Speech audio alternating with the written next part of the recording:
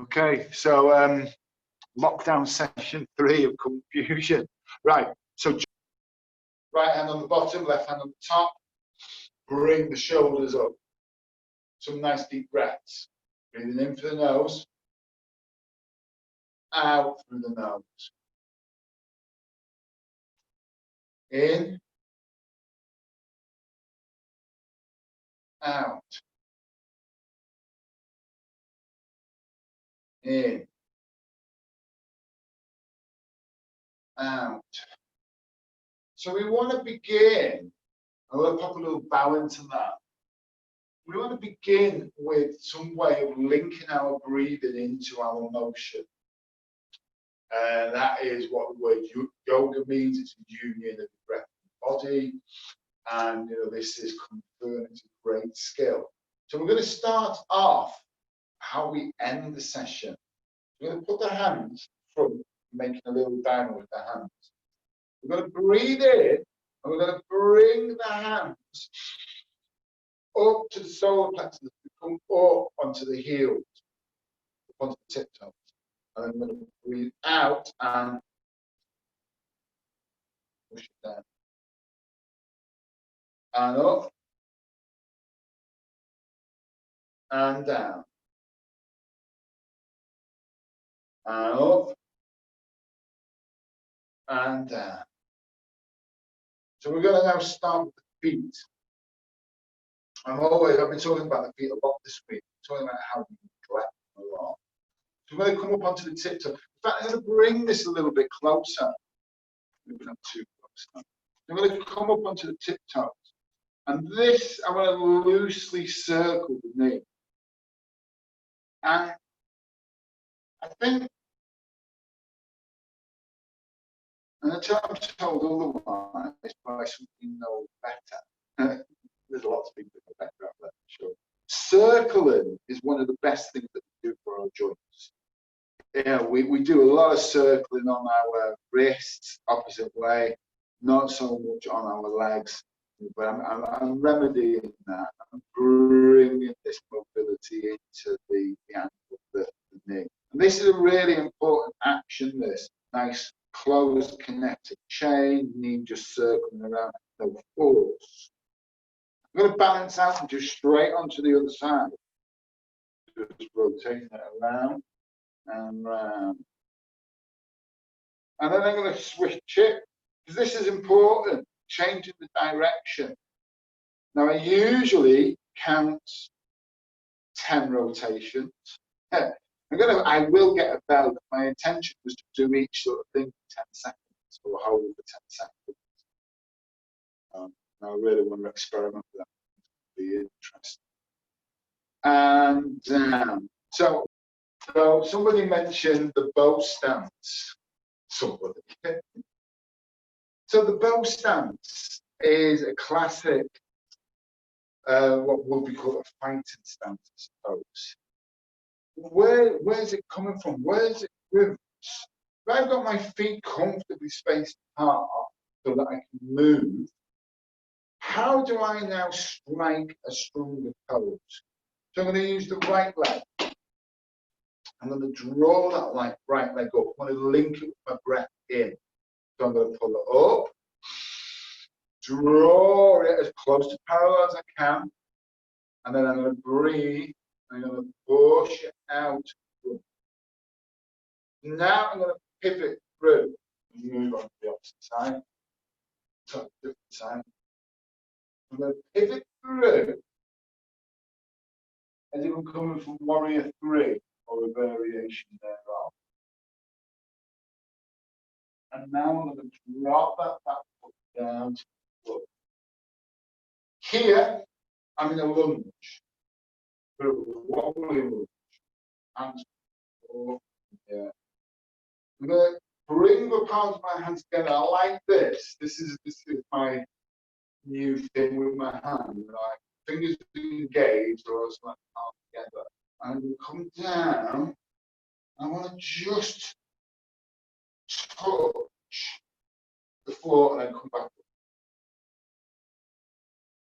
Now I'm going to drop the foot down. I'm going to come into warrior 2.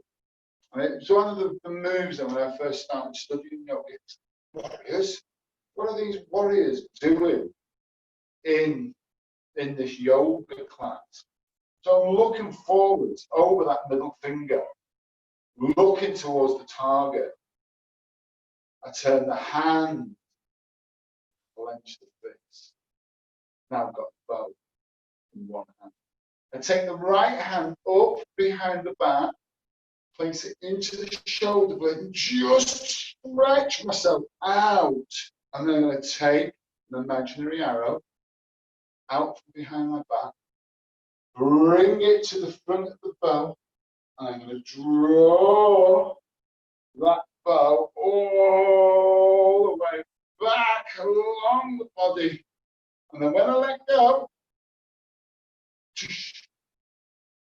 I'm going to let go with the front hand, turn around to the opposite side, grab the bow, reach the hand up, square the chest down, draw out the arrow, bring it forward, and then draw it right away across the body. And then I get to the extension, and I let go. Open that hand, and then we switch the stance through again. Then, when I've come from spirit position, and this is where it all begins from. I'm in my neutral position. At the moment, this is spirit position, so it should be, nobody attacking me. Or as soon as my hands come out of that position, it's an indication to you guys that I'm ready. Anything else, not spirit position. And as soon as I step into my horse stance, really important to settle into it and feel it and get used to how you bed into it and practice kind of drawing yourself across and working out this balance between the knees. Because although the horse stance is incredibly strong and rooted, and it's key to the tiger technique, so it's a key to all techniques. The roots of our tree, although we want them running deep into the ground, then we want them to allow us flexibility, movement, but we also want them to make us fluid. We don't want to be immobile in our stance. And this is one of the issues that people have with these kind of deep stances here, is that you've got no mobility. I can see it as an exercise, but it's not my favorite position to be in. I'd rather be in a slightly shallower stance. I'm getting this fluidity. We did it in the beginning. We worked very gently from one side to the other side. This time, as I'm moving, I'm using a reverse palm, this part of the hand here. And as I move across, I want to just do a little stop. If I had a bell, I'd want it to time with the bell going ding. I strike the bell, ding, and then I move across.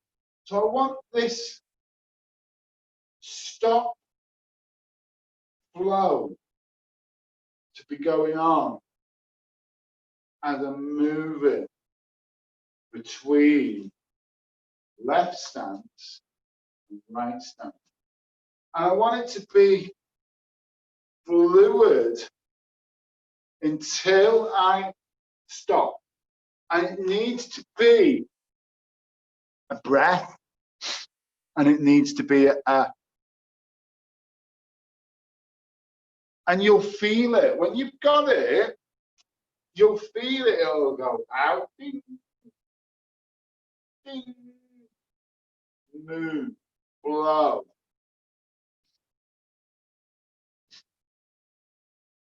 Move. And this is so important to get this balance and to get this action. When we start moving again, we're going to use our reverse palm, and then we're going to put a nice edge into this. is a fantastic mover, and he says that we should be mediocre, but mediocre at everything. One day I may be mediocre. Reverse palm, strike, knife edge, strike, follow up, elbow strike, reverse palm, knife edge, palm strike, elbow. So I'm looking at how these things come together as a sequence in the space. And remember, the blanket moves. You're not to your targets. It moves, and that's nice, because you don't want it to touch you. That's your opponent. He's just giving you a black eye. So I want to be moving through and working around on the piece with my kicks that we've just talked about. And what we don't want to end up happening with blanket is us getting stuck to it because it is so comfy. As I said, they are available for Nicky students and they are fantastic. We want to be able to work through on what we're doing. Too much swing there, you came down, you got me. Reverse palm, knife edge, elbow strike, reverse kick, front snap kick, stamp kick. It's exactly the same as what you would do on a punch bag, even on the wooden man. But this, we've all got one. Towel, blanket, it doesn't have to be a blanket, it could be a belt, and it's accessible. And it just gives you that little thing to target on.